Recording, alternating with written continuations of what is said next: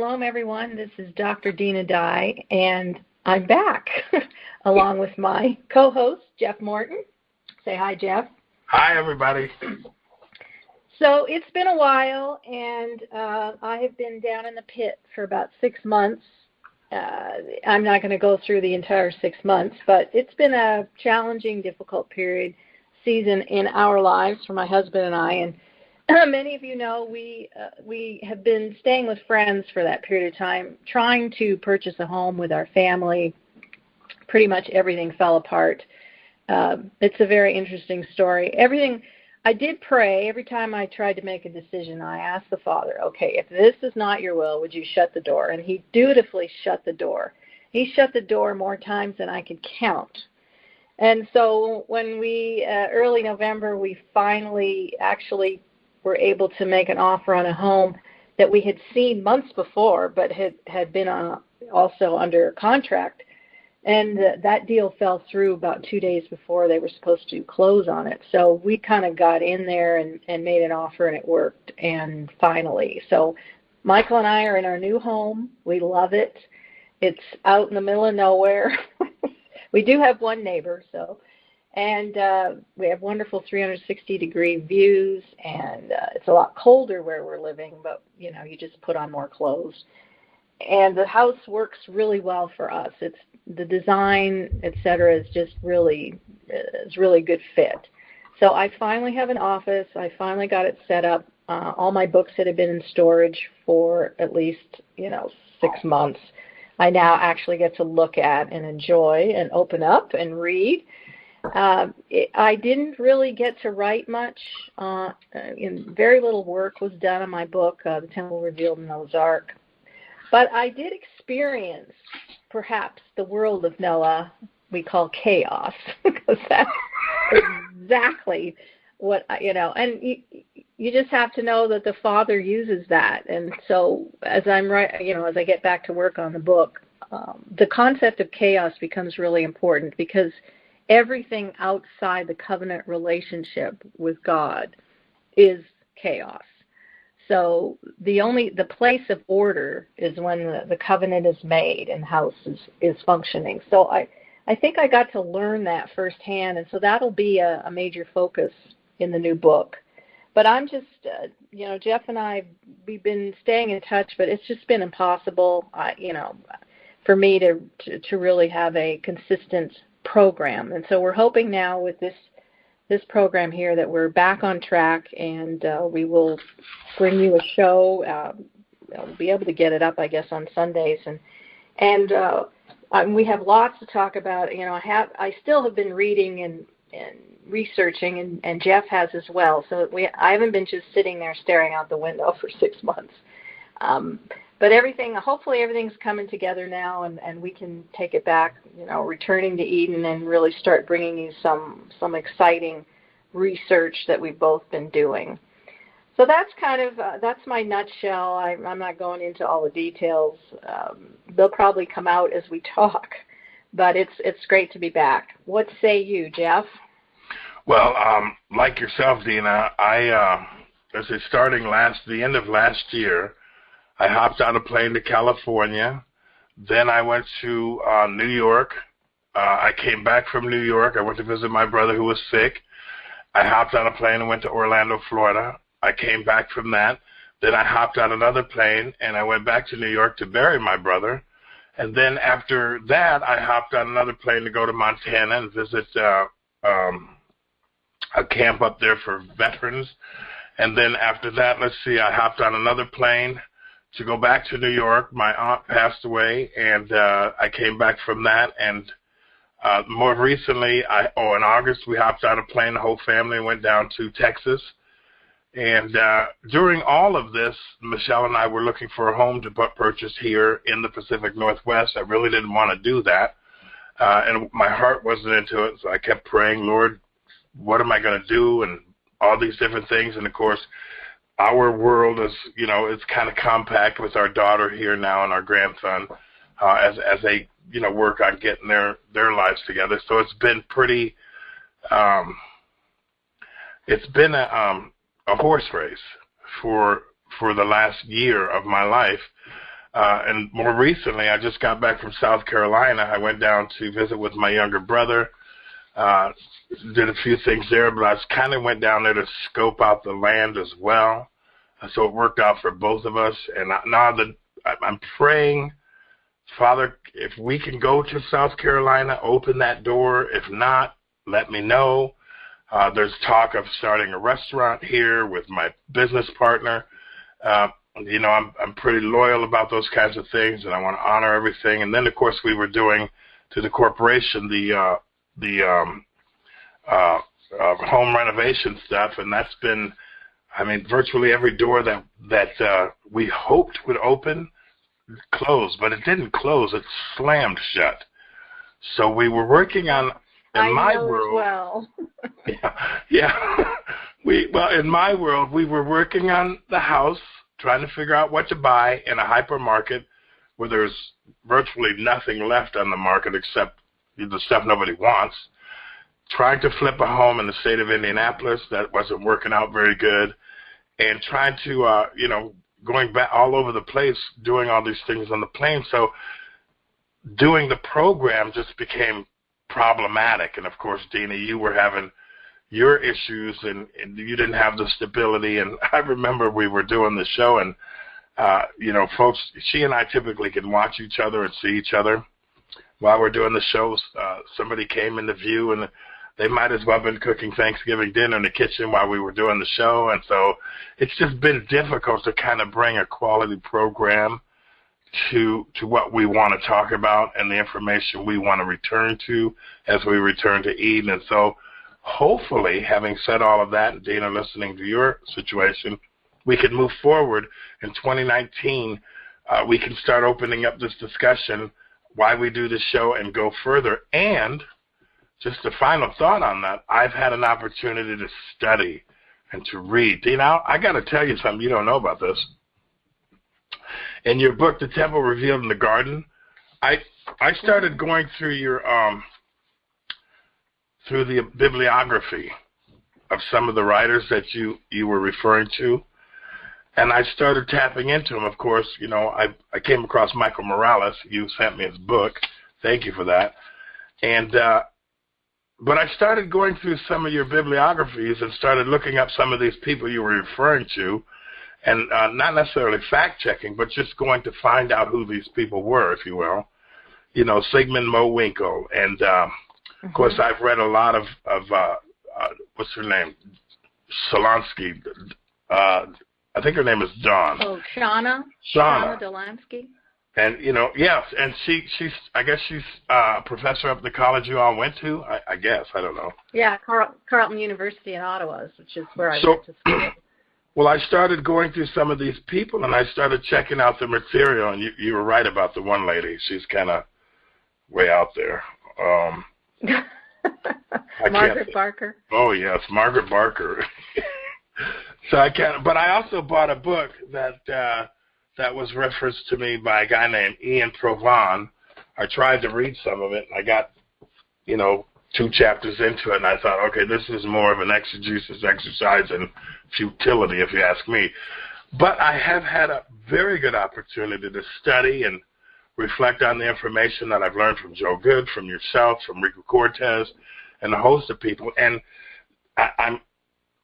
I'm beginning to understand what it's like to be kind of out there all by yourself, talking about something that most people don't, or they don't have the information or the resources or even the studied material to even understand what we're talking about.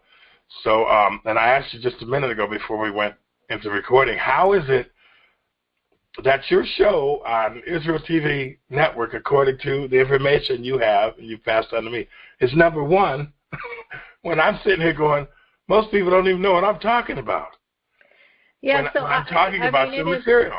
It's a puzzle. I have to say, a lot of they do get a lot of hits from not just the United States but all around the world. Now, I would submit that people sort of in Asian countries, etc., that are Christians would probably understand the material a little better, just because their world is temples.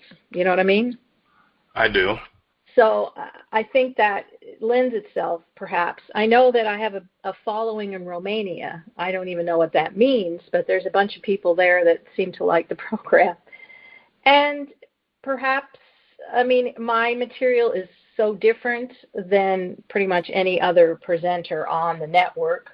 I did, when I recorded the last series on the parables from Exile to Return, I did try to really slow it down and really explain things, so maybe it really resonated with people. I think that they're just ready to hear something different. I think they're ready to have the Bible make sense, because let's face it, there's a lot of things in the scriptures that really don't make any sense, especially when you've pulled them out of their cultural context and sort of the ancient Near East context. So I'm trying to put the material back into that, and maybe it's resonating with people. All I know is I'm just going to keep on keeping on, doing what I do, try to understand that world better, and then make the connection to the scriptures, and then for people modern day. You know, we talked earlier about the concept of chaos. Of course, what it meant in the ancient world and what it means today could be vastly different, but in reality they're quite similar. A lot of chaos in the ancient world was caused by rulers and kingdoms and armies, and we could argue the same thing is true today. You know, our politicians and our rulers cause chaos in our lives. The key part of what I'm going to focus in on the Noah book is how do we overcome chaos? How do we overcome disorder and bring order to our lives in the midst of a world that's total chaos?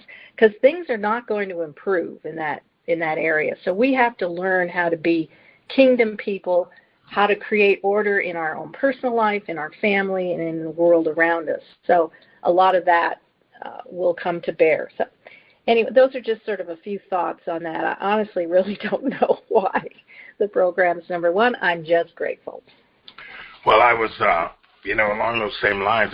Down in South Carolina, I had the privilege of meeting one of my brother's best friends, who happens to be a pastor now. He's a few years older than myself. And we went to his congregation, and brand new building, beautiful place, great people. And I had an opportunity to go into the office with the pastor, and I sat him down and I shared with him a little bit about what we talk about. And I would say for the first 10 minutes he was listening, and then about 30 minutes into this conversation, his mouth is open and he's shocked, and I've got the Bible open in front of him, and we're going through things, and he says to me, now this is a pastor who's been pastoring a church forever. He says, man, I've never seen any of this before. Where did you get this from? I said, well, we're reading the scriptures right here. But I was shifting the context for him.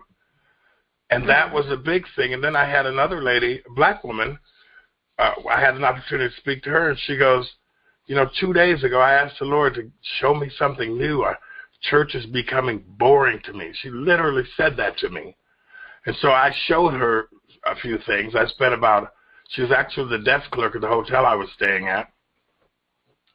I showed her some information. I felt she was a believer, and I asked her, are you a believer? She said, yeah, her husband was a deacon in the church or an elder.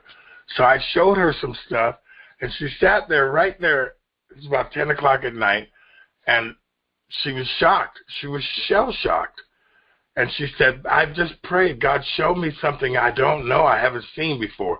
And so, of course, I showed her, more of a kingdom perspective of what we're all talking about. And I gave her a different way to look at the Genesis 1 and 2. And she was like, I haven't heard from her since. But she was, Dina, what I'm trying to say is the people who are seeking this information, they're thirsty. They want to hear something different, something new. Well, and we're not really doing something new. Them. Yeah, well, we're not doing anything new. We're just kind of restoring them back to what he's doing, as opposed to what we've done to what he's doing through the ages. Yeah. Try to take them back to the ancient Near East world, the context in which the Bible was written, and then bring it forward, the time of Yeshua, and then forward to our time.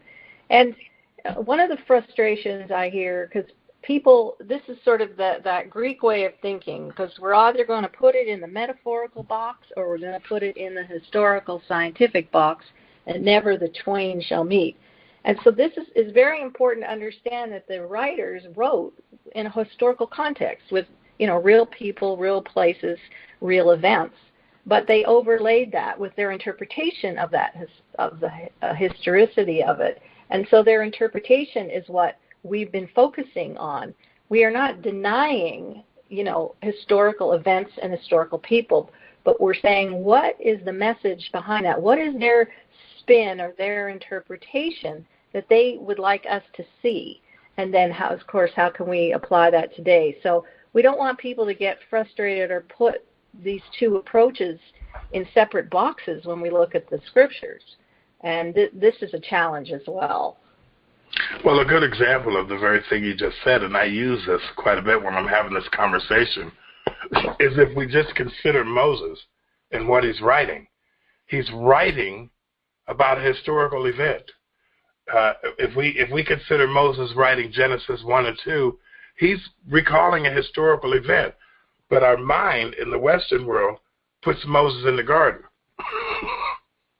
And so we don't realize that Moses is telling a story to an audience that doesn't need a lot of explanation because they're culturally connected to that world, but that world was Egyptian. And so we have to have the dynamic of the Egyptian culture in the day of Moses in order to understand how he's relating a historical account to the people of his day, as opposed to reading Genesis and then creating a sermon out of it from context that has nothing to do with the writer's authority and what he's talking about.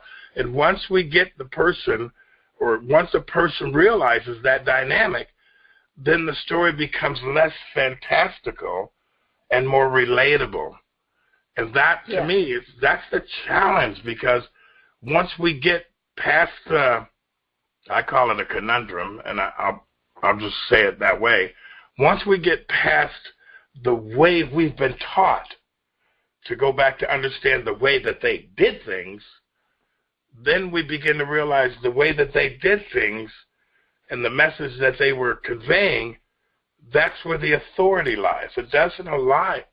The authority, I like how John Walton says it, the authority is from the mind of the writer.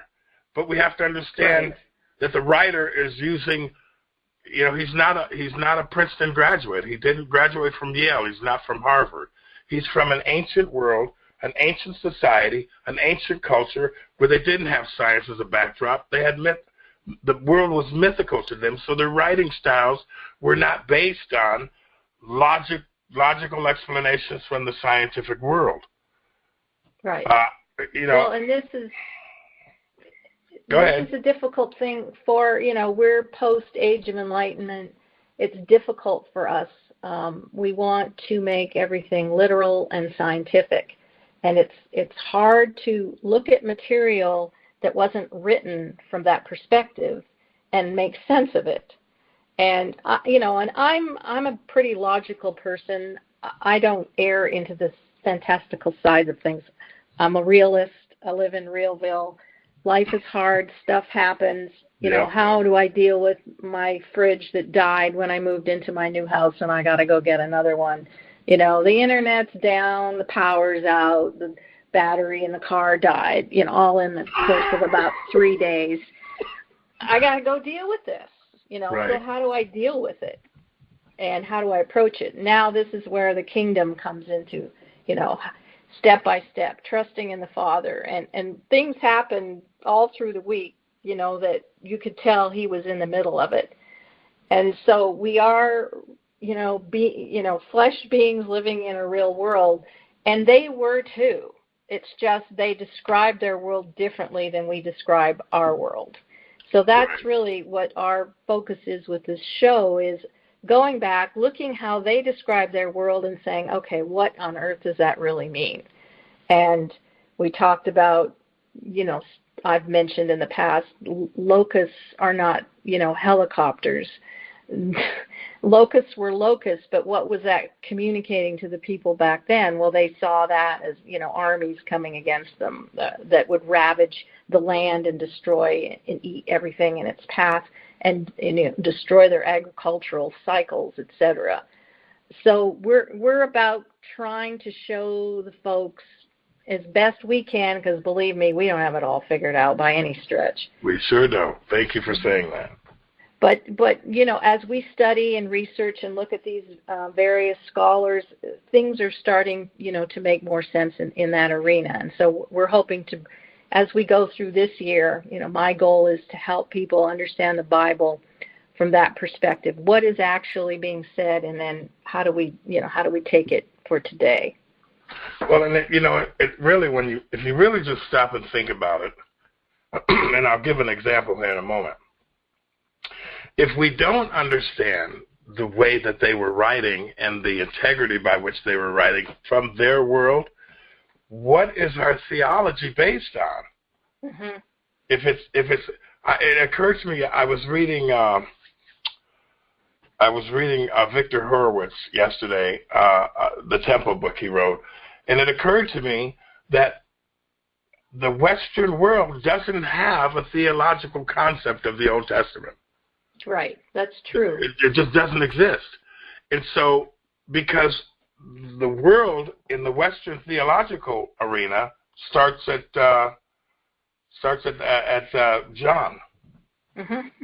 Yeah. And so there's like 2/3 of the biblical narrative that is completely not examined or used as reference material, as opposed to this is an actual span of centuries where the Father's hand was doing something. What is that something, and how are those people communicating it to their world? Because if we don't set that as the foundation, we'd liable to come up with just about anything. And yesterday I threw this question out, and here's my example. And we're coming down to the end of the program, Tina, but my example was, if we just look at, and I don't have the verse, I was going to look it up, but I didn't. Adam naming the animals, okay? And you and I talked about this before we recorded. I just threw the question out there. If you could picture Adam naming the animals, how did he do it? And so my reason for doing what was to throw that out there so people could look at it. But people don't look at it. They have an answer already. And the answer was, well, perhaps he collected their DNA. I got that from 2 different people. I won't mention any names. But you see how quick it is that we impose our reality on that world. Yeah. When in fact, go ahead. Well, I don't know if I'm kind of interrupting here, but one of the things in the ancient world, to name something was to bring it into existence. It wasn't actually giving it a name in the way we think of it, but it's something is like coming out of the womb, coming into existence, and it giving it function and purpose. And so the relationship between Adam, who is king, and the animals has more to do with something becoming something to do something. You know what I mean? Well, if you just stop and just contemplate the ideal that of the 1 to 2 million animal species on the face of the earth, if we take that sentence literally, then we have to also consider the fact that Adam is sitting in a room, naming the animals one by one. How many years would that have taken? So we have to realize that's hyperbole. That's an allegory. But we have to go find out what is actually being communicated here. Right. How because I always tell people, when you picture Adam and Eve getting kicked out of the garden, do you picture a giant boot kicking them over a wall? And because that's the way our Western mind operates. And yet the dynamic has to do with them being divorced from the land, and that's happened to Israel a few times. So we can actually mirror them leaving the land to the story of Israel. And I asked a couple of Jewish people, when you read the story of Genesis, what do you get? and they both said the story of Israel. Yeah. Both of them said that to me. Yeah. And I said, well, what about the creation event? And they both said that, well, that's a Christian concept. Uh-huh. And so I thought, well, that's kind of interesting, but Yeah. you know what? That's true. Yeah. So well, anyway. This is what our program's about. We're just trying to help figure it out and share with our listeners and grow. Hopefully together we can all grow and understand better and just make sense of the world around us in the context of the kingdom. That's our goal. And that is the goal of Returning to Eden. I'm hoping and believing and praying that, like you say, Dina, it's a coin toss. Things are going to get worse. but maybe in mine and your life, we can do the show each week as this chaos overtakes a lot of the world, because we know that's what's happening. It's like, I have to give credit to Pastor Mark Bilch yesterday when he coined this phrase, lawlessness is becoming legal. Mm-hmm. And it is. It's whatever is, excuse me, whatever the Father created in order to bring order, that's what's being attacked in the world today. Exactly. And it's going to get worse. I do believe that. But we're walking in a kingdom. So in the Amen. kingdom, things are in order and have been restored, and that is our hope. That is our joy. That is our crown. That is how we walk. Yeah, I don't. There's nothing else to say other than it's good to be back doing this, and I'm glad you said, "Hey, Jeff, let's do the show." So we're back, folks, and Dina, I know you got to go to Orlando. When are you leaving for Orlando? The 8th or the 9th of January, somewhere in there. And I, along with my wife, will be in Vegas. So we get back on the 6th. So you're leaving after that. Maybe we can do a show when you're down there. You'll have to test the water and see how that works. In the meantime, we're going to try to do a show each Sunday, folks, and then I'll edit it and post it when I can get that done Sunday. But anyway, we're kind of back, and we're just going to kind of slide back into the normal thing that we were doing before last year happened. Or this year happened. Really? Okay, Dina, it's good to right. have you back on. It's good to talk to you always. Blessings. Shalom. All right, you guys. Bye-bye. This is Jeff and Dina. We'll see you next week. Bye-bye.